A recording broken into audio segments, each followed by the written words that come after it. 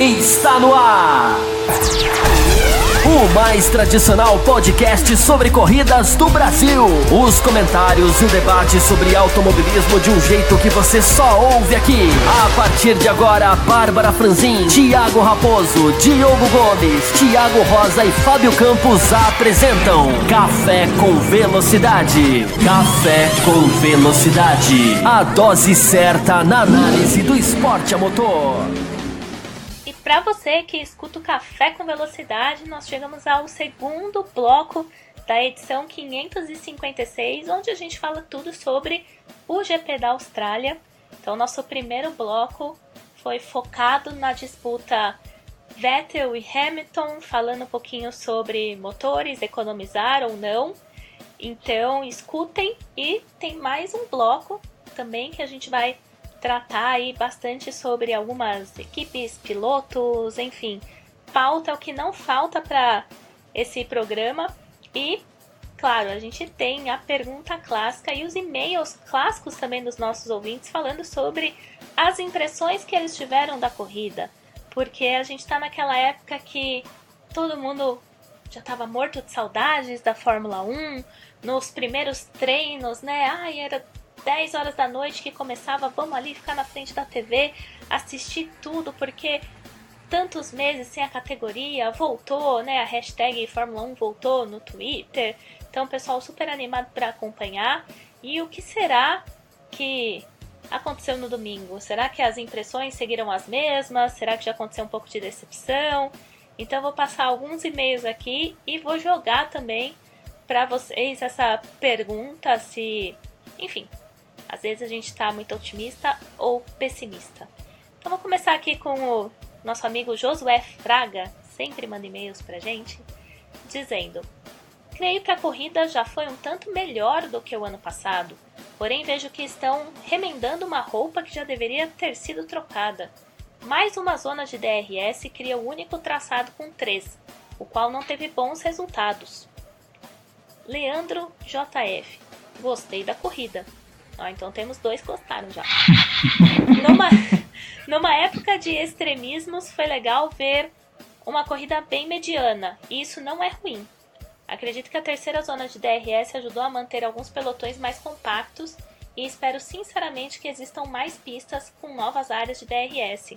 Mas mesmo assim, as ultrapassagens foram difíceis, mas não vi nenhum piloto forçando de verdade. Jailson Fernandes: meu sentimento com o GP da Austrália foi de frustração. Sabíamos que não haveria nenhuma revolução. Já mudou. Não haveria nenhuma revolução em comparação ao ano passado, mas sempre fica aquela pontinha de esperança e, claro, de empolgação pela volta da Fórmula 1. Então foi meio que eu comentei sem ter lido o que ele falou. O quarto agora. Eu quero ver o quarto. Tô curioso. Não, calma que agora que... espera. Jailson termina. Mas quem definiu muito bem a prova foi o Verstappen. O que vocês acharam da fala dele, que dentre outras coisas soltou: eu teria desligado a TV? E aí, Fábio Campos, você teria desligado a TV? A gente vai comentar. Não tem mais e-mail? Guarda. Eu quero ver o quarto. Eu tô curiosíssimo com esse... Um adorou, um detestou, o outro veio ruim. Agora o quarto vai falar que foi a maior maravilha do mundo. Quer ver? Deixa eu ver quem que escreveu o quarto. Vamos lá. Nelson Pereira: a corrida foi meio arrastada, continuando a tendência do ano passado. Poucas ultrapassagens, principalmente no pelotão da frente. E claro, para encerrar, né? Marcelo Cesarino: nem vou comentar o resultado final da prova, que foi irrelevante na corrida. Que isso? Ele vai brigar com você, se acalma. Como irrelevante, Cesarino? Como irrelevante? Uma vitória da Ferrari. Vou processar a Fórmula 1 e a FIA por fazer eu quebrar meu fuso de sono para ver essa porcaria de corrida que foi. Previsível, sem ação, quase sem ultrapassagens, sem variação de estratégias e definida em um safety car. Sei que eu vou ser criticado, mas sinto saudades daqueles carros de 2 anos atrás, considerados feios e fáceis de guiar, dos pneus que esfarelavam e das inúmeras trocas. Ver pilotos arrojados como Hamilton e Verstappen não conseguirem fazer uma manobra de tentativa de ultrapassagem, mesmo sendo rápidos... Vou ler o que ele falou, não vai? É broxante. Não queria usar essa palavra, mas é ipsis literis. Então acho que a gente tem aí até que uma tá assim aquele termômetro que vai do verdinho até o vermelho, descendo a escala. Eu acho que pode ser essa a nossa referência para os comentários sobre a corrida. Mas, Fábio Campos, você teria desligado a TV como Max Verstappen? Não, se eu tivesse desligado a TV, eu teria infartado de curiosidade, né? Não, porque a gente gosta, né? Não desliga a TV. Eu acho o seguinte, Bárbara, essa questão toda foi legal aí, a gente leu 5 e-mails e foi quase os ímpares contra e os quase, né? E os pares a favor, embora o quarto e-mail que você leu aí tenha também seguido um pouco na linha da crítica. Eu acho o seguinte, o Grande Prêmio da Austrália, ele é sempre muito julgado pelas pessoas por causa da ansiedade que as pessoas trazem, né, de 4 meses. E aí as pessoas depositam no Grande Prêmio da Austrália uma expectativa muito grande. Eu não estou dizendo que elas estão erradas, pelo contrário, nível de exigência é para mim uma qualidade, não só do jornalista, como do fã. A pessoa que tenha um nível de exigência, desde que tenha, claro, uma base. Muita gente confunde, né, infelizmente, o Twitter está cheio delas, né, que confunde a crítica mal-humorada com a crítica embasada, com a crítica do problema, que ataca o problema, que cutuca o problema. Né? E as pessoas vêm com muita veemência no Grande Prêmio da Austrália, mais até do que eu, e eu gosto quando as pessoas são mais veementes na crítica do que eu fico satisfeito. Primeiro eu reflito sobre a minha análise, mas fico feliz que alguém foi mais crítico do que eu. Me sinto muito sozinho quando eu sou mais crítico do que as pessoas. Até porque hoje existem os anticríticos. Os anticrítica e anticríticos. Aqueles que associam a Fórmula 1 num nível superior, em que é um privilégio assistir e assistam de boca fechada, não reclamem de nada. Enfim, quem gosta de Fórmula 1 não reclama. Errado, por sinal, né? Quem gosta de Fórmula 1 não reclama. Essa linha é amadora, que eu acho que não cabe nem muita análise. Porque quem gosta de defender a Fórmula 1, se alguém quisesse defender a Fórmula 1 de 2017, por exemplo, tem argumentos. Existem argumentos para se colocar na mesa num debate. Seria um sonho para mim colocar 2 podcasts ou 2 grupos de ouvintes para debater os críticos contra os defensores, porque os defensores têm elementos. Não é tudo um lixo, uma porcaria. Não acho que seja assim. Existem coisas boas. A gente viu manobras no ano passado belíssimas. Só que o conjunto de corridas, muito, muito fraco. E aí é que eu quero chegar na questão do Grande Prêmio da Austrália. Essa veemência que as pessoas batem no Grande Prêmio da Austrália, ela desaparece ao longo do ano. Ela desaparece. Se ela seguisse ao longo do ano, por isso que eu estou dizendo, quem está criticando o Grande Prêmio da Austrália, na minha opinião, não está errado. Tem que exigir o melhor, sim. Eu repito o que falei aqui em outro bloco, não vou dizer qual bloco, mas em outro bloco dessa edição, que a Fórmula 1 já apresentou na Austrália corridas melhores. Ora, se a própria Fórmula 1 já fez isso, há de se esperar que ela sempre evolua, ou no mínimo mantenha o nível de corridas boas. Então os críticos do Grande Prêmio da Austrália estão absolutamente corretos, na minha opinião, em exigir mais. Mesmo com toda a ponderação de Austrália, é uma pista de exceção, é uma pista que não tem isso, tem assado, está se descobrindo, pneu novo. Com todas essas ressalvas, está certo, estão certos os ouvintes em criticar. Só que vem aí depois Bahrein, China, aí entra a fase europeia, com Mônaco, com Inglaterra, e essas vozes, na minha opinião, muitas desaparecem. Não estou dizendo a dos ouvintes aqui, não. Os nossos ouvintes normalmente são frequentes, enfim, não caem em contradição, mas eu estou dizendo na esfera do fã de Fórmula 1 geral. Muita gente bate nessa corrida, mas depois alivia, depois acostuma. E aí ficam pouquíssimas vozes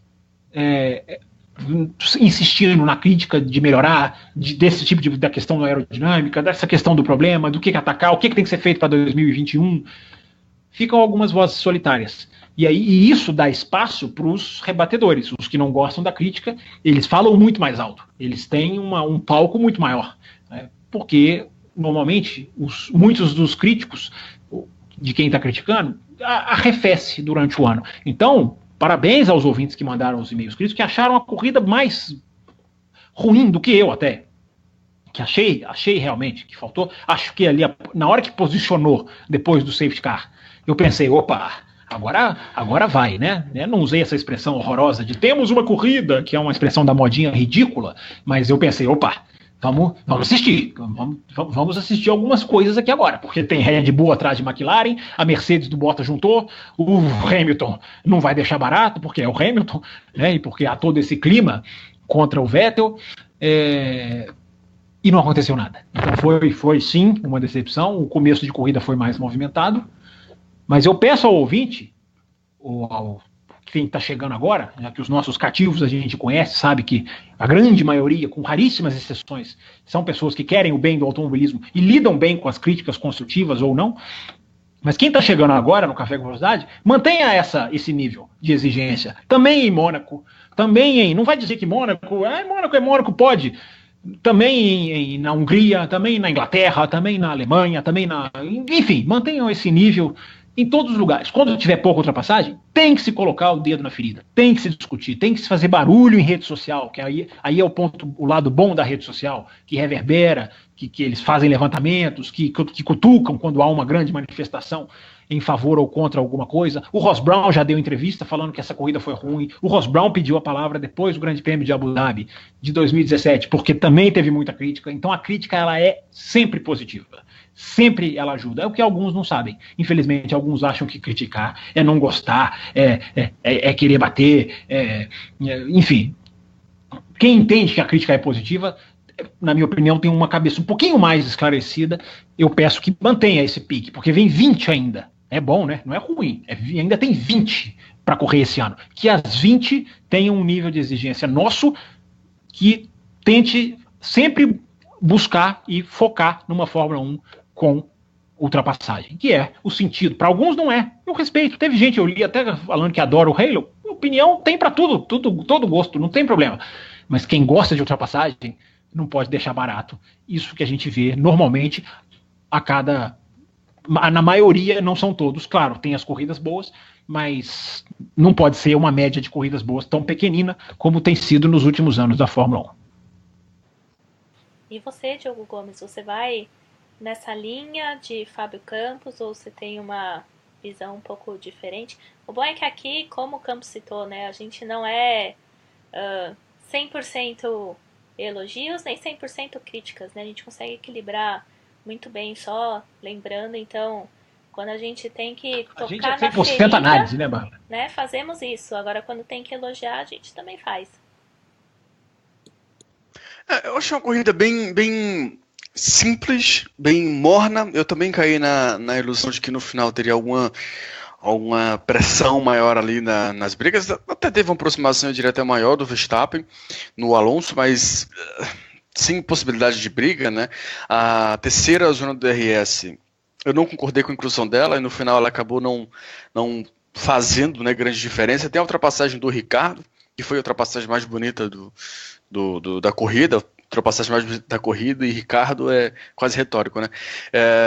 Exatamente, né, no pronto de freada ali, mas assim, eu acho que no conjunto, é uma corrida que ela tem toda a consideração, né, já citada por vocês dois, de ser a primeira corrida do ano. Isso assim, a gente fala e tem que falar sempre, porque isso faz muita diferença. Porque eu tenho certeza que as pessoas não assistem o Treino Livre 2 às 2 horas da manhã com a mesma animação que assistiram o desse final de semana. Eu tenho plena certeza disso. Então... Todo mundo ligado. Também tenho. Tô ligadaço. Bárbara, eu tenho certeza que a Bárbara se encaixa nesse perfil que você acabou de dizer. Tenho absoluta certeza que ela estava ligadaça nesse final de semana. Daqui a 2, 3 corridas, treino livre para ela não vale nada, porque não vale mesmo. Ela tá certa. Bobos somos nós, né, Diogo? O treino livre é extremamente importante. Eu assisto com a atenção gigantesca, mas 2 horas da manhã? Não vale nada, né? Não é o meu caso. É importante nas entrelinhas, ele tinha que ser atraente em todos os aspectos, de tempo, de o que acontece na pista. A gente tem que caçar a atração dele, né? Por aí, tem que saber ler ele também. Enfim, mas eu acho que num conjunto, essa questão tem que ser muito levada em consideração. Muito, muito, muito levada em consideração, porque você está falando em paixão. Né? Antes até de entrar na parte técnica, eu queria falar disso, porque a questão da paixão, ela é muito forte. Eu já, por exemplo, enfim, só assumido aqui um apaixonado pelo DTM, eu sou o tipo de cara que, quando estava revoltado porque o DTM estava apresentando corridas ruins, a minha revolta era não assistir a corrida ao vivo. Eu falava, eu não vou assistir a corrida ao vivo. Vai ser o meu... Né? Isso durou por anos. A DTM entre 2008 e 2011, 12 ali, era um marasmo. Era uma coisa terrível. Era um horror. E minha briga, eu não vou assistir ao vivo, esse vai ser o meu protesto. E aí chegava lá pra quinta-feira, eu tava me coçando, tipo assim, meu Deus, como é que foi a corrida? E aí, pela paixão, tipo Rosa, eu ia lá e assistia. Ele faz isso também. Pela paixão, eu ia lá assistir, eu sabia que ia ser ruim, mas pela paixão, a paixão fala muito forte. E a paixão pela Fórmula 1 é um negócio que pega, né? Até a pergunta que você falou pro Campos, eu repito, a resposta seria exatamente a mesma. Talvez até pela qualidade da corrida merecesse desligar a televisão, mas eu não ia conseguir. Eu não tinha como. Sabe? Então, exatamente, você ia ficar maluco. Então, assim, e não, pior, eu tô falando que a corrida foi fraca, mas eu não só assisti a corrida na hora, como depois, antes de gravar o programa, eu assisti ela todinha de novo. Então, você vê que essa questão da paixão, ela faz muita diferença, né? Isso tem que ser destacado acho que não só nessa primeira corrida, mas nas primeiras, inclusive, ou naquele retorno de férias. Mas, enfim, feita essa parte de paixão aí, de amor pra categoria, esporte e tudo mais, a parte técnica, nós até esbarramos em algumas questões. A dificuldade de ultrapassagem me assustou. Eu já esperava uma dificuldade ainda maior do que do ano passado. Eu sei todas as considerações já citadas 1 milhão de vezes sobre Melbourne, mas mesmo assim eu fiquei assustado, de fato. Me impressionou. Eu não peguei um número de comparação de ultrapassagem desse ano para o ano passado, mas também tem que colocar esse ganhou, né? Mas tem que colocar em consideração. A TV inglesa falou que nas 9 primeiras voltas já tinha superado. Tiveram alguns abandonos, né, principalmente das duas Haas, que a gente tem que considerar, que tiveram lá na frente. Mas, por exemplo, um número que me chocou bastante foi a pouca variação na primeira volta. Na primeira volta, no top 10, nós tivemos uma variação, que foi o Magnussen ultrapassando o Verstappen, inclusive, lindíssima ultrapassagem por fora, né, na curva 1. E depois, abaixo disso, nós tivemos, além do Gasly ganhando 2 ou 3 posições, inclusive junto com o problema do Hartley, nós tivemos um outro piloto, não foi o Bottas, tá me fugindo o nome agora, mas foi um outro piloto que ganhou também uma posição. E só isso, você não tem aquela variação, né? Naquele gráfico que aparece, gráfico inclusive vai ser assunto mais pra frente. Aquele gráfico que bom. Naquele gráfico lá que se aparece o nome do piloto e o tracinho com a setinha verde pra cima e a setinha vermelha pra baixo, pra avisar quem subiu, quem perdeu posição, era assim, tracinho, bola, né? 0. Ninguém ganhou, nem perdeu, nem nada. Então assim, essa questão, eu confesso que me assustou. Me assustou um pouco, eu tô com certo medo do que pode vir no Bahrein, apesar das grandes retas, mas quando eu coloquei toda essa parte de dificuldade de ultrapassagem, de cuidado com duração de equipamento, não sei, eu terminei a corrida com uma situação um pouco ruim, né? Mas assim, de lado positivo, eu colocaria a beleza dos carros, que apesar de outros membros aqui, né, o próprio nosso Thiago Raposo assumido, não ligar muito para isso, pelo menos pelo que ele disse, eu ligo, é um negócio que eu presto atenção, eu tentei ao máximo excluir o ralo da minha mente, e mesmo assim eu consegui ver carros bonitos. Com ralo, mesmo com ralo.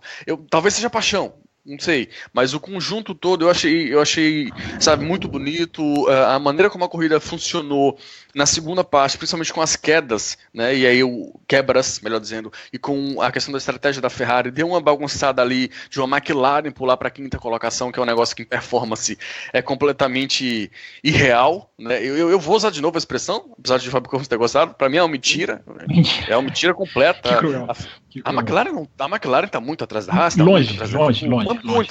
Muito atrás. Mas enfim, a gente vai discutir isso aí durante a temporada, mas no geral eu saí um pouco decepcionado por essa, talvez não seja decepcionado, seja assustado com a questão da dificuldade de ultrapassagem. Tomara que nas próximas corridas isso diminua. Resolver não vai resolver porque é um problema sério que a gente sabe que já tem muito tempo, mas tomara que diminua, porque dessa primeira corrida eu saí um tanto quanto assustado, eu diria. Você tocou no assunto da paixão, né, que é sempre bom a gente colocar. Eu acho que o que mais me assustou foi essa questão dos carros estarem pedindo ar na reta, né, que isso é uma coisa que não é tão comum em grandes prêmios da Austrália, pelo menos não a quantidade que a gente viu, né, e essa corrida já foi disputada em horário muito mais quente do que ela é disputada hoje, que é praticamente no final do dia na Austrália. Isso me assustou mais. Você falou do Bahrein, tá com medo do Bahrein. Eu estou absolutamente confiante para o Bahrein, que repito o que falei, né, a pista para mim ela é a mais adequada do mundo para a Fórmula 1 atual. Se não acontecer uma boa corrida no Bahrein, aí eu acho que é questão é reunião na FIA de emergência na segunda-feira, né, que aliás essa reunião já deveria ter acontecido há muito tempo. Ela já vem acontecendo, mas uma reunião talvez um pouco mais urgente, com medidas mais urgentes, embora a gente saiba da dificuldade de se mexer até em certas coisas, até destruir essa estrutura de comissão de Fórmula 1, em que algumas equipes participam, outras não, em que a equipe tem poder de veto. Essa estrutura precisa ser destruída para a Fórmula 1 avançar, porque ela ingesta tudo isso hoje. Você falou da paixão, né? A paixão ela tem que existir. Só que uma coisa é importante a gente passar para o ouvinte que está chegando agora. É bom falar para ele, né? Os ouvintes que já estão aqui há muito tempo já sabem disso. Uma coisa é você ter a paixão pelo esporte, outra coisa é você analisar o esporte.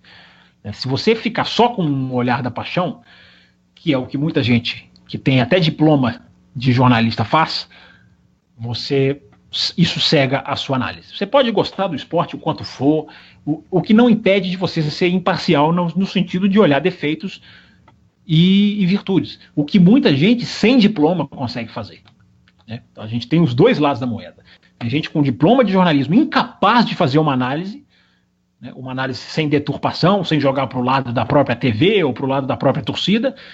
E a gente tem pessoas que nunca sentaram numa cadeira de faculdade de jornalismo e que são absolutamente capazes de fazer uma leitura, né, de assistir até o próprio campeonato que gosta, mas de ser crítico. Ao invés de ser essa questão de, nossa, não gosta, vai assistir outra coisa. Esse pensamento, para mim, é pequenininho demais. Você forma um nicho, né? É o Brasil de hoje, né? Assim, é eu com os meus aqui e quem não gosta, não vamos dialogar. Vai para longe e fica aqui só nós com os nossos. Né? Que é uma questão, infelizmente, que eu espero. Né? Foi o meu primeiro comentário de 2018 aqui no Café. Espero que a gente consiga ser uma exceção nisso aí, de manter diálogo com quem concorda, com quem não discorda, com quem tem uma visão assim ou assada. Não é isso, Bárbara Franzin? É isso, e a gente consegue fazer muito bem, porque além de termos 5 pessoas gravando o programa, às vezes a mesa um pouquinho menos cheia, às vezes até mais cheia, mas só da gente conseguir respeitar a opinião do outro do jeito que estão as coisas atualmente já é um ponto muito positivo. E a segunda é que a gente consegue ter um diálogo muito bom com os ouvintes, né? Nunca teve nenhuma questão de baixaria, né? Pô, sua opinião não tem nada a ver, é ridícula, é sempre tratado com muito respeito, que eu acho que é verdade, uma das nossas principais premissas aqui, né? A gente não atrai isso, né, Bárbara? Eu acho que isso é que é legal, né? A gente também. Nunca... A gente já teve, né, numa época a gente já recebia muito e-mail assim, esse fulano é um chato, não gosto do fulano, a maioria das vezes era eu, posso falar. Esse cara é muito chato, esse cara aí não gosta desse cara. Mas de um programa que está há 10 anos no ar, e eu tô aí há uns 5, eu acho, 6 vai fazer. Caramba, hein? A 99% das mensagens que não concordam são de uma maneira de, olha, não concordo por isso, isso e isso, ó, fulano errou naquele programa.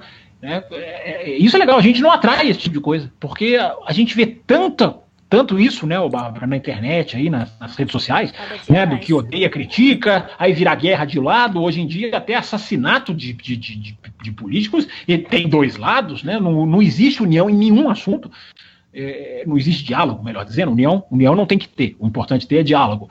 Né? Não existe diálogo em nenhum assunto e a gente não é atingido por irracionais, por gente boba, ou por gente que só quer xingar. A gente não atrai isso. Então a gente que bom, né? Acho que é um sinal de que a nossa linha a gente está conseguindo colher alguma coisinha, nem que seja pequenininha. Com certeza. E continuando no debate, então, antes do nosso segundo grande tema aqui, desse segundo bloco também, do Café com Velocidade, vocês mencionaram aí por alto, acho que foi o Diogo, a McLaren e o Alonso.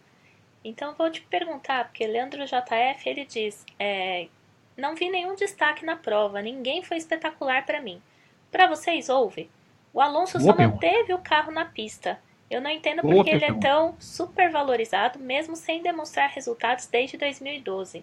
E eu já quero também fazer a vírgula aqui, porque sempre tem a enquete da Fórmula 1 logo depois, né? Quem foi o piloto do dia. E na hora que saiu o Alonso, eu fiquei meio assim, sabe? Por que ele Alonso? Ganhou? Ele ganhou. E aí eu fiquei, nossa, por que o Alonso? As pessoas estão indo pelo lado emocional, de acabou a corrida. Acho que é o nome, né? A McLaren conseguiu uma boa posição, né? Aquele agora podemos lutar do rádio. Então eu falei, o marketing ali, o impacto deu certo. Mas eu fiquei pensando, se eu fosse dar esse prêmio para alguém, seria pro Vettel, e não só Vettel, como Ferrari por conta da estratégia, por terem conseguido ganhar a corrida. E isso aí, Bárbara, bate exatamente com o que a gente acabou de falar. É paixão contra análise. É uma coisa que o torcedor não sabe fazer e nem tem que saber, porque o torcedor tem que torcer. É aquele negócio, né? Você põe os gols mais bonitos no programa, o fulano dribla 10. O Messi dá aquela batida na bola, o Messi ganha a votação. É ele. Porque é o Messi. Então as pessoas vão muito no impacto do nome. Agora, isso não é análise. Isso não é análise. Isso é o que a gente propõe a não fazer aqui. Para mim, claro, todas as opiniões vão divergir. Essa questão do piloto do dia, né, o driver of the day, ela é muito... cada um tem, ela esbarra no modo de cada um assistir corrida. Ela é muito subjetiva, né? Ela não existe o certo ou o errado, né? Eu estou dizendo essa questão do Alonso, não estou dizendo que ele andou mal, não. Eu estou dizendo que na maioria das enquetes ganha se o mais famoso faz igualzinho o menos famoso, ganha o que tem mais fama. É isso que eu estou querendo dizer. A minha dúvida entre o piloto do dia é ou Kevin Magnussen ou Kimi Raikkonen. Pasmem todos. Para mim, o Raikkonen andou mais do que o Vettel, não só no sábado, como no domingo. A questão do safety car é que põe o Vettel na frente do Raikkonen. E o Magnussen, meu Deus, estava andando em quarto com a Haas. Para mim, porque fez uma largadaça, que também é o mérito ali do braço, mais do que a posição de pista. Então, para mim, a dúvida é entre esses dois. O conjunto do final de semana inteiro foi incrível. Eu já estava impressionado com ele antes da corrida. E ainda aí, bem que nós falamos semana passada, né, Diogo? Ainda bem, eu fiquei feliz. Porque já pensou se a Haas se arrasta, para fazer o trocadilho com a palavra, né? Já pensou se arrasta pela pista? Eles iam jogar pedra na gente. Esse Diogo e Fábio não sabem nada. Meu Deus do céu, como é que fala uma coisa dessa? Tira do programa, né? Tira do programa. Tira do programa, fecha o microfone. Porque tinha muito pouca gente falando da Haas. Eu tô brincando aqui, é claro que eu tô fazendo uma brincadeira aqui. Já falei na abertura do programa, nós não descobrimos a 8ª maravilha, mas tinha muito pouca gente falando da Haas, né, Diogo? Então, foi bom jogar luz ali nela antes do campeonato começar, né? Sem dúvidas, sem dúvidas. E os dois andaram muito bem. Isso que mais me impressionou, né? Porque ano passado você tinha até o Magnussen andando em algumas posições melhores, depois o Grosjean, mas variava. Nós tivemos aí o Magnussen, para mim, melhor durante o final de semana, mas no final os dois estavam muito bem, né? Até acontecimentos da corridas ali, colocarem cada um em situação diferente, colocar cada um em situação diferente, mas acho que os dois andaram muito bem.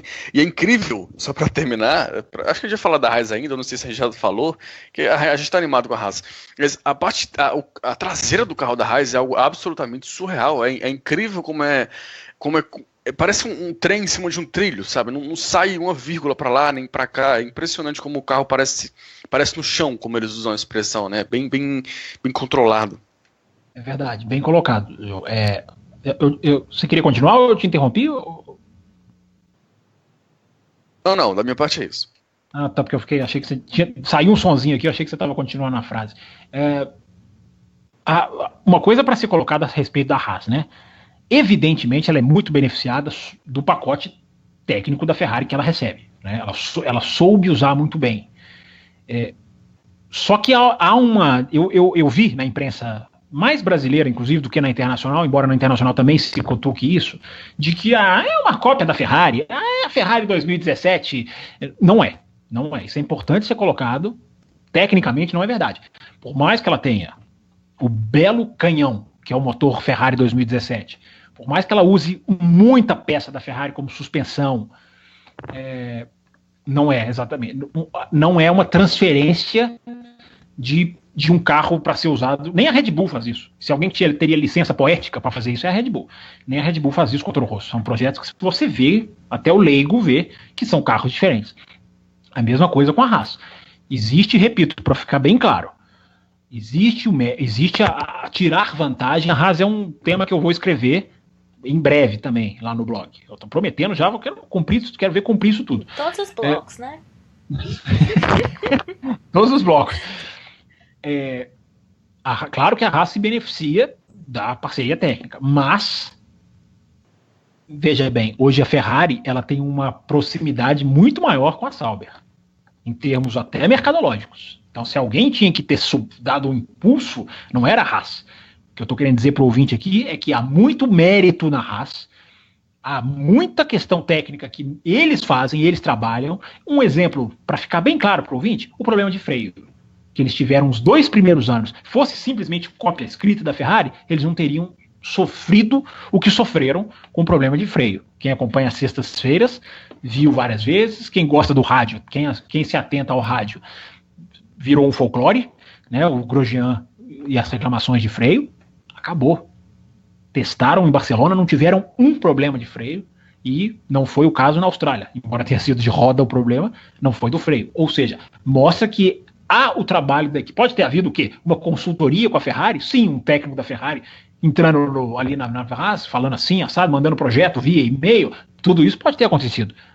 Mas cuidado, ouvinte, quando você vê a imprensa, alguns locais, né, generalizar está errado, mas alguns jornalistas dizendo, é cópia escrita da Ferrari, é a Ferrari 2017. Não é. Tem o benefício, mas tem muito mérito deles e da Lara, inclusive, que é quem faz o chassi do carro, quem faz a parte aerodinâmica. Ou seja, na verdade, a gente pode chegar à conclusão que nesse podcast tá todo mundo ansioso para ver a Haas na próxima corrida já. Né? E aliás, ela foi muito bem. Ela foi muito bem em 2016. No ano de estreia dela, foi muito bem no Bahrein. Né? Não me esqueço nunca da imagem do Gunther Steiner rindo de chacoalhar os ombros. Quando o Grosjean partia para cima de uma Renault, se não me engano, não me lembro exatamente de quem, fazia ultrapassagem, avançava na prova, ele chegou a andar em quarto, tinha aquela questão de estava com o pneu mais macio, mas enfim. É uma pista em que eles já andaram muito bem. E o tema Haas é um que a gente ainda vai falar, né? A gente nem começou direito ainda, porque tem várias mensagens, ou só se a gente fizer aquela coisa super combinada de vamos mudar a pauta agora.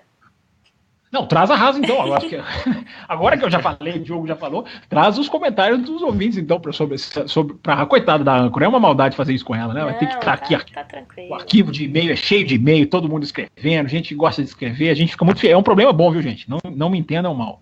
Exatamente, problemas bons que a gente gosta de resolver, e eu sempre gosto também de ler as mensagens antes de gravar, então, assim, nunca se preocupem com isso.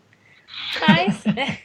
ou se preocupem com isso, e não mandem às 9h25, que é o horário de gravação, é às 9h30 da segunda-feira. A gente falou que era até 9 horas, passou esse horário, infelizmente vai ficar pra semana que vem, senão dá um trabalhinho, gente, mas é um trabalhinho que a gente gosta de fazer. Mas... Vamos lá, né? Até a pergunta do Michael, né? Que na PAC. A gente até já respondeu qual a nossa opinião sobre a estreia da Haas. Se alguém esperava, ó, Fábio Campos e Diogo Gomes esperavam, viu? Acho que Knopak, ele pode ficar bravo comigo. Acho que ele não ouviu a edição passada, né, Diogo Gomes? Porque se ele tivesse ouvido, ele teria se lembrado que nós falamos. Quem é a possível certeza? A possível surpresa, desculpa, a gente citou aqui a Haas.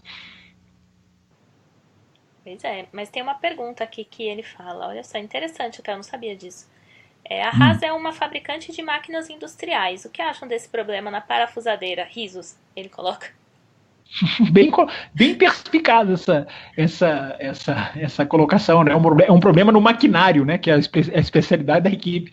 Muito bem colocado. Mas é muito aquela questão, né, Michael, dos sensores, né? O problema ali, a porca muitas vezes ela falha, a máquina, né? Não só a porca, mas a máquina falha, o cara levanta o braço. Quantas vezes a gente já viu o pit stop, o cara fica 6, 7, 8 segundos? O problema ali é que foi entendido pelo sensor que o carro estava pronto. A partir do momento em que encaixou no bocal e saiu, a máquina não teve a inteligência suficiente de ler que não estava terminado o serviço. Apenas os sensores falaram, né? Encostou, desencostou, vai embora. E aí o cara não podia ter ido. É o que eu falei no começo do programa. Né? A máquina está tomando a decisão muito mais do que as pessoas, e às vezes a máquina não enxerga o que o mecânico está ali vendo bem na frente dele. Né? E esse fim de semana foi um belo exemplo disso, então, né? Mercedes, Haas. É verdade. Vamos tirar toda essa tecnologia, vamos voltar. Né? Aquela que vai ser crucificada, né? Cuidado, vão te bater. Já me batem por causa disso. Entendeu? E quando eu falo tirar a tecnologia, as pessoas acham, né, Bárbara, que a gente está falando para voltar para a Idade da Pedra, carro dos Flintstones. Eu sempre uso a expressão, né? Eles acham que é o carro dos Flintstones. O cara com o pezinho ali embaixo.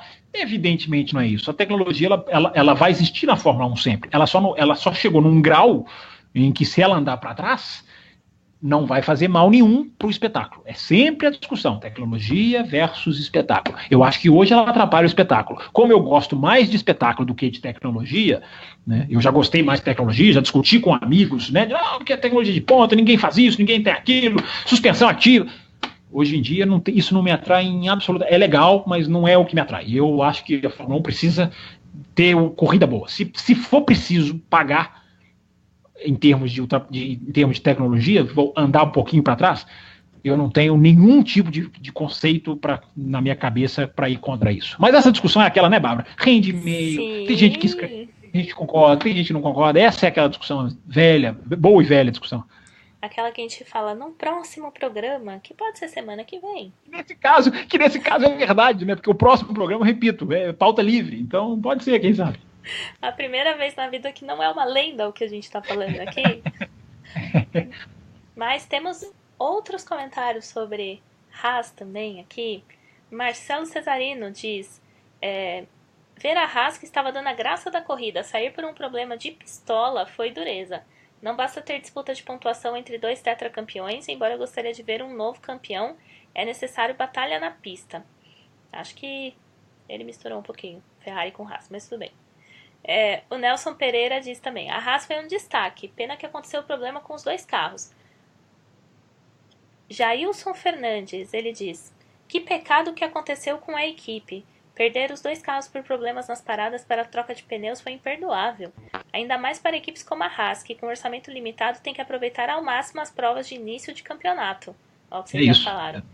É o que eles fizeram em 2016, né? Brilharam no começo e depois sumiram. A tendência no desenrolar da competição é haver um distanciamento no desenvolvimento dos carros das equipes com maiores orçamentos frente às de orçamento limitado. Eu quero completar o que o Nelson falou aqui, ó. Eu estou com o Alonso. Esse carro tem esse desempenho por ser uma réplica da Ferrari. Se estivesse nas mãos do Alonso, 3 pontinhos. Não concordo, não. Quem que é? O Jailson? Nelson Pereira. Nelson, desculpa. Nelson, não vou repetir o que eu acabei de falar, mas acho que tecnicamente tem muita coisa diferente. Então falamos sobre Haas. Pouco nesse programa, né? Eu acho que todos os blocos a gente em algum momento vai falar mais a Haas. A gente vai acabar lamentando um pouquinho. Até porque a influência dela na corrida foi total. A Haas ditou o que aconteceu nessa corrida. Se não fosse a Haas, por isso que as teorias da conspiração, que a gente falou no outro bloco, porque foi exatamente, na verdade, é do Grosjean, né? Para ser mais claro, né? A do Magnussen ali parou, foi uma bandeira amarela localizada, enfim. Ali, Nando Grosjean, mudou a corrida. É o resultado, mentiroso ou não, mas que não reflete a performance. Talvez seja o Grande Prêmio da Austrália mais enganoso, talvez até de Melbourne, que já aconteceu em Melbourne. Eu fiquei pensando nisso. Eu falei, gente, esse é aquele GP da Austrália que é tão ao contrário que a gente nem pode falar tanto que nossa, é o GP da Austrália. Não leva então a ferro e fogo que acontece ali. Você falou isso na semana passada. Então, né? Não é para não levar a ferro e fogo. Mas uma coisa é o seguinte: mas se ele transcorresse normalmente, a sua frase estaria correta. É a primeira corrida, há algo que se conhecer de pneu, há algo que se avançar ainda de aerodinâmica. Enfim, com a questão do safety car, ele se tornou absolutamente torto. Uma corrida torta.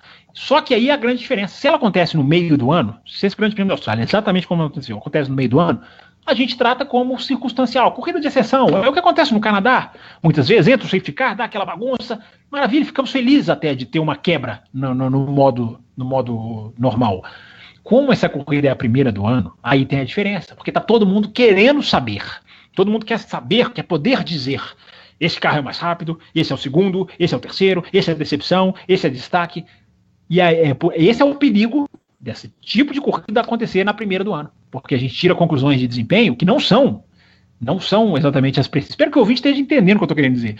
Se essa corrida acontece no meio do ano, a gente já sabe as forças, então a gente encara como exceção. Nessa, como a gente não tem base, a gente periga encarar como regra. Eu posso estar errado, ninguém aqui tem como saber o futuro, mas pelo que se viu na pista, não é chute, é com uma certa base. A Mercedes é muito mais rápida que a Ferrari. Como o Diogo falou, a McLaren não sente o cheiro da Red Bull. Quem mais? A Haas é aquilo, apesar de não ter pontuado, foi muito rápida. Enfim, o resultado não é exatamente o desempenho. Então vamos agora para o nosso segundo grande tema, né, também deste bloco, que eu já fiz a propaganda faz tempo, Mas é mais uma vez sugerido pelo Jailson Fernandes. Acho que ele tinha que compor a nossa mesa aqui, mesmo que à distância, sabe? Como convidado, porque ele sugeriu temas traga muito ele bons. um dia, Olha. traga ele como convidado para participar da mesa, porque não? Os nossos titulares estão, digamos, no departamento médico, vamos falar assim. Vamos ser bonzinhos com eles, né? Vamos dizer que eles estão no departamento médico. Venha para a mesa, Jailson, venha, vamos, e o ouvinte que quiser, escreve para a gente, vamos encher esse programa de gente, vamos dar uma dor de cabeça para os donos, entendeu? Ainda bem que eu não tenho nada a ver com isso. Mas ele sugeriu aqui um tema que ele até colocou o título e tudo, dificuldade em ultrapassar. E ele comenta, fiquei desconfiado quando saiu a notícia de que haveriam 3 zonas de DRS. Restava uma única motivação para isso, dificuldade em ultrapassar. Mas não imaginava que ia ser tão difícil assim. Pergunta, até que ponto é aceitável termos corridas deste tipo em circuitos como esse?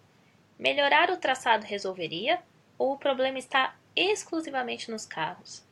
João Gomes, você falou um pouquinho nas últimas discussões. Você acha que uma dessas ideias do Jailson poderia ser efetiva? Eu acho que sim, e eu parto do princípio que é complicado você... Por exemplo, para pegar um exemplo, eu não me conformo, uma coisa que me irrita todo ano é quando a Fórmula 1 vai correr em Abu Dhabi, porque sempre vem a frase que o circuito é ruim, por isso que não entrega corridas boas. Talvez o circuito não seja maravilha, não tiro esse ponto. Mas dizer que as corridas nunca são boas da Fórmula 1 lá, por conta só do circuito, na minha opinião, é uma grande mentira. Porque eu já vi Supercars correndo lá e viu corridaça, eu já vi GP3 correndo lá e viu corrida boa. A Fórmula 1, né, Diogo? A Fórmula 1 em 2012 e em 2013. Justamente. A Fórmula 2, agora em 2017, final de 2017, fez uma corrida com... eu não vou lembrar o número da curva agora, mas é aquela curva rápida à direita. O Markelov fez 2 ultrapassagens ali, é um ponto que inimaginável, né? Então, assim, eu vi corridas boas de várias outras categorias na mesma pista, da própria Fórmula 1 em situações pontuais. 15, 16 e 17, tá, o número das curvas. Isso, obrigado. Um pouquinho antes do hotel, pouquinho antes de passar debaixo do hotel aí. Sim. Positivo. Então, assim, é um ponto que eu discordo completamente. Então, talvez exista aí um ajuste, talvez de pista e tudo mais, mas eu sempre prefiro focar na parte dos carros. Eu acho que é algo muito... algumas situações específicas talvez caiba algum ajuste na pista, mas é complicado você falar, olha, eu tenho os carros e eles não estão gerando corrida boa, então muda a sua pista aí, vamos ver no que dá. É complicado. Então, análise de equipamento vai ser muito melhor, né? O problema é que analisar equipamento, tentar melhorar a corrida e ano após ano enfiar mais questão aerodinâmica nos carros, essas barge boards, né, que eles falam, eu não sei como posso traduzir isso para o português. Essa você tá perdoado. Porque essa não tem como, né? Aletas laterais talvez seja a única maneira da gente traduzir. Essa é aquela que fica ali atrás do pneu dianteiro. Naquela parte de baixo ali, colando com o assoalho. Normalmente são aquelas placas maiores, não é uma zica, né? Aquela placa que contorna a lateral do carro, né? Essa aqui antes era uma placa quase na horizontal, colada ali, né? Agora virou um Transformers.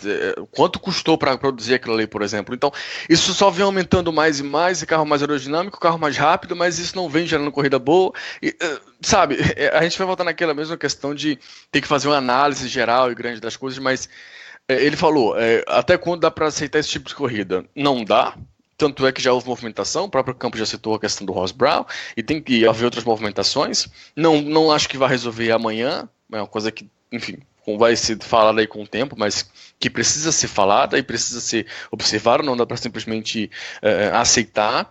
A questão que ele falou com relação à ultrapassagem, né, que foi o início de tudo isso, eu já dei até minha opinião, acho que foi no primeiro bloco, então, só para não ser repetitivo, eu saí assustado na corrida, basicamente. Então, assim, o conjunto como um todo, para mim, foi bem negativo, dessa questão desse ponto que nós estamos falando agora, de ultrapassagem, né? Mesmo com a terceira zona do DRS, não teve aquele um ponto a mais, e mesmo assim, poxa, será que, já que a gente não consegue resolver questão de carro, a gente vai sair enfiando zona do DRS aqui até, sabe, 5, sei lá quantas vai, porque para mim 3 já é um absurdo. E numa pista curtinha como essa, que os carros estavam fazendo em 21, em uma pista de 1 minuto e 21 segundos, os caras colocaram 3 zonas de DRS. Então, A gente está chegando num ponto muito complicado de que talvez nem o artificial esteja funcionando mais nem para aquelas ultrapassagens feias, sabe? Que como a gente fala, nomeou de passagem, né? Não ultrapassagem. Talvez nem o DRS esteja ajudando para isso mais. Então, chegou num ponto muito complicado que medidas precisam ser tomadas e que eu acho que até acho que vão ser tomadas. Se para resolver completamente ou não, aí a gente vai ter que esperar um pouco, mas não dá para ficar satisfeito com esse tipo de modelo de corrida, vamos colocar dessa maneira. Acho que precisam ser feitas mudanças, e eu focaria principalmente na questão dos carros. Mudar circuito, talvez uma curva aqui ou uma curva ali, talvez, mas mudar circuito inteiro para adequar a Fórmula 1, eu não acho que seja algo que deva ser feito, não. Tem que ser um pouquinho ao contrário, né? Por favor, né? E no mais quando a gente tem a grande categoria aí do momento, Fórmula E, correndo num remendo de pista ali, que não dá pra nem chamar aquilo de pista. Falar que aquele circuito é um crime, não dá pra chamar de pista, porque é um remendo, e aí eles remendam, botam nem guarda-reio, é muro mesmo, né? Concreto do lado. A Fórmula E corre no intramuros. E sai corrida boa uma atrás da outra, então vale o exemplo.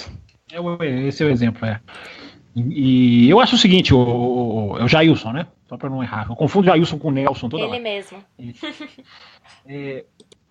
O ideal, Jailson, era jogar esse carro no lixo, né? E começar do zero. Isso não pode ser feito, porque esse carro acabou de nascer, né? Esse é o problema. O timing da Liberty Media é horroroso. Porque a Liberty Media entrou na categoria sem poder mexer em muita coisa. Porque a gente cansa de falar aqui. Presas a contratos, o Pacto da Concórdia, que não tem nada, só de bom. Tem a Praça da Concórdia, em Paris, que é um lugar que vale ser visitado, onde está lá a FIA, é a única coisa boa desse pacto, porque é um pacto nefasto, é horroroso, é maligno, ele é o que segura isso aí, dá poder para as montadoras vetarem, escolherem, ditarem. Né? Então, como ela entrou no jogo numa época em que ela pouco pode fazer tecnicamente, o ideal seria ela jogar esse carro fora. Né? E começar um outro carro. Você citou, e a gente já falou de ultrapassagem, então só para matar esse assunto, a questão do DRS, que é o que eles estão, o próprio Ross Brown fala, olha, é DRS até 2021. O que a Fórmula 1 pode pagar muito caro por isso, porque quem vai ter... Quantos terão paciência até 2021? Quantos deixarão de chegar, poderiam estar chegando e deixarão de chegar por causa, né, desse tipo de problema que a gente tem atualmente? Então, o DRS ele é um band-aid, só que ele é um band-aid muito mal feito. Né? Ele não é uma cura, ele é um band-aid, repito, ele não cura a sua ferida, o seu machucado, ele cobre o seu machucado. Por isso que talvez band-aid seja a melhor expressão. Só que ele é um band-aid muito mal feito, muito mal produzido, muito mal desenhado, porque ele... o Diogo está falando aí, talvez não exista mais, não tenha mais tanta incidência, talvez até a questão desse carro, mas na Austrália não teria, nunca teve na Austrália. Nós vamos para 2 pistas agora, onde ele pode ser danoso pelo outro lado, na outra ponta da mesa, digamos assim, que é gerar as trocas de posições absolutamente artificiais, sem mérito, sem arrojo, sem briga, enfim, sem o elemento que fez o automobilismo ser o que ele é. Então, Bahrein e China são pistas em que o DRS, se ele continuar a ser aplicado da forma que ele é, começando no meio da reta, enfim, com o tamanho, a espessura de abertura do mesmo jeito, tudo isso tem que ser recalculado. Entendeu? Talvez esteja na hora de jogar, talvez o que a Liberty Media possa fazer, embora não seja ela exatamente, tem que ser em conjunto com a FIA, era jogar o DRS fora e implementar um push to pass, mais ou menos como faz a Indy. Talvez ficasse menos pior, porque o DRS, do jeito que ele existe hoje, ele é um projeto absolutamente errado. A prática, a ideia dele é boa. Eu não chiei em lugar nenhum sobre essa terceira zona de DRS, porque eu tinha absoluta convicção de que não daria certo, porque era uma reta muito pequena, nunca deu certo na Austrália, na reta principal, vai dar certo na reta pequena, talvez até ajudasse, pensei eu, porque para mim se o DRS tem uma ótima função, é manter um carro próximo ao outro. Eu chego ao extremo de dizer, o DRS ele devia ser usado a todo momento, a todo tempo, menos na hora da ultrapassagem.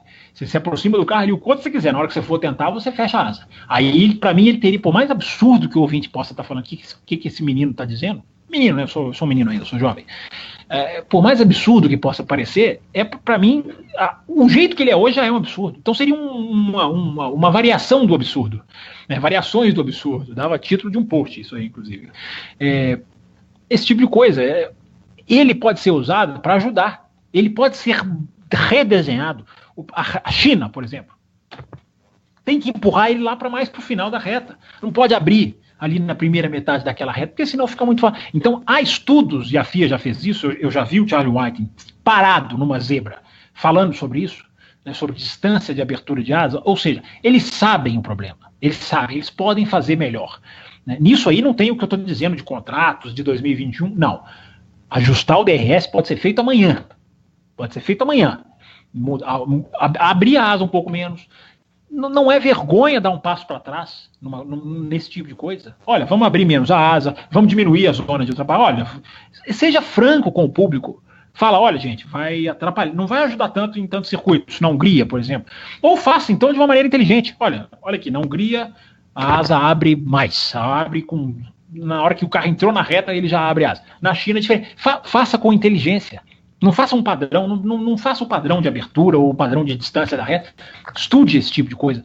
Já que o Band-Aid vai ficar até 2021, que se faça pelo menos um Band-Aid, né, com água oxigenada, com uma caixinha bacana. Faça um Band-Aid direito. Não faça esse negócio de Durex que é feito hoje, que é um arremendo. Isso sim, um arremendo pior do que as pistas da Fórmula E.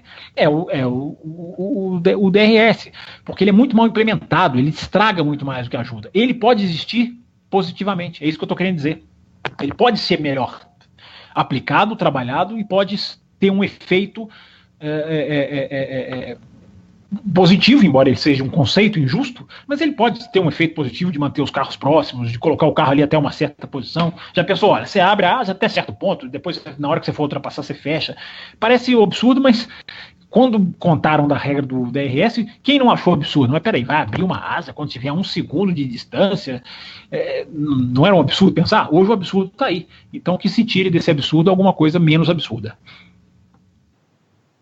E eu acho que uma das grandes, não vou dizer decepções, mas o que pode ter feito com que as pessoas reclamassem mais da corrida foi que esse anúncio da terceira zona de DRS gerou aquela expectativa de, opa, talvez a gente tenha alguma modificação, quem sabe ultrapassagens, né? Então, quem não estudou talvez muito a fundo como poderia ser esse desenrolar da corrida, ficou com esperança. Você até, Campos, falou que tinha um pouquinho, né? Não se manifestou, mas tinha até um pouquinho, assim, lá no fundo.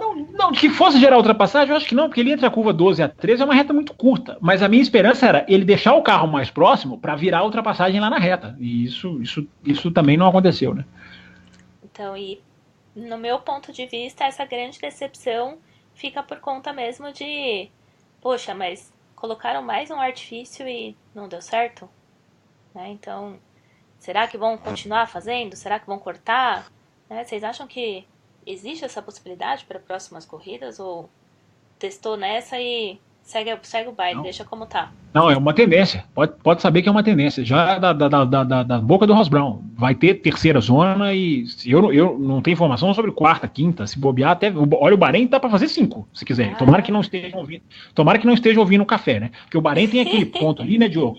É aquele ponto ali entre a 3 e a 4 no Bahrein, ou seja, entre a primeira, faz a curva 1, aí tem aquelas duas pernas rápidas ali, e aquele trechinho de reta ali, onde a gente teve um espetáculo de Rosberg e Hamilton em 2014, não é zona de DRS, é bom que não seja, porque ali o cara vem no impulso da reta e ali consegue ter muita briga boa. Se colocarem DRS ali, vão estragar, né? Então ali tem muito lugar para colocar DRS, ou na última reta, talvez na penúltima reta, né, aquela antes da curva final, talvez ali seja usado de alguma maneira, possa ser usado. Eu acho que lá vai ser usado, né?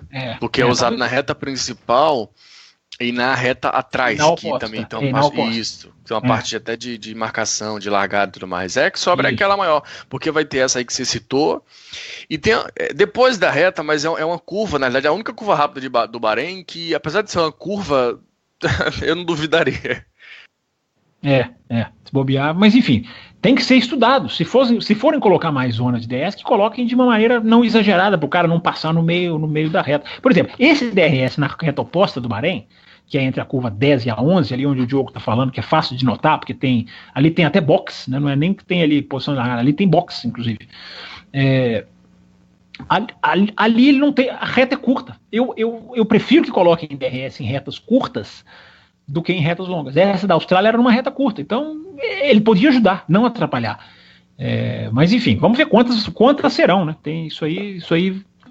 Eu respondendo a pergunta da Bárbara, é uma tendência, Bárbara. Não sei se vai ser em todas as pistas e nem sei quantas serão, mas que terá terceira zona de DRS em mais pistas, pode anotar aí que vai. Então já fica a dica para a galera que escuta o café e talvez para não criar tantas expectativas, né? Então só ver que possivelmente a gente vai ter essas novidades, mas muita calma nessa hora que nem sempre pode ser positivo. Mas, né, como a esperança é a última que morre, quem sabe? E agora a gente vai encerrando então esse segundo bloco do Café com Velocidade, lembrando de novo, escutem os demais, tem mais 2 blocos aí recheados de conteúdo, um falando um pouco sobre essa questão de poupar motor, briga de Vettel com Hamilton, e um que vai falar pinceladas sobre algumas equipes, sobre transmissão, sobre halo. Esse aí é aquele bloco que a gente vai falar de muita coisa e vai ficar bombástico, então não percam esse próximo bloco também, e sempre lembrando para mandarem comentários e considerações lá no cafécomvelocidade@gmail.com.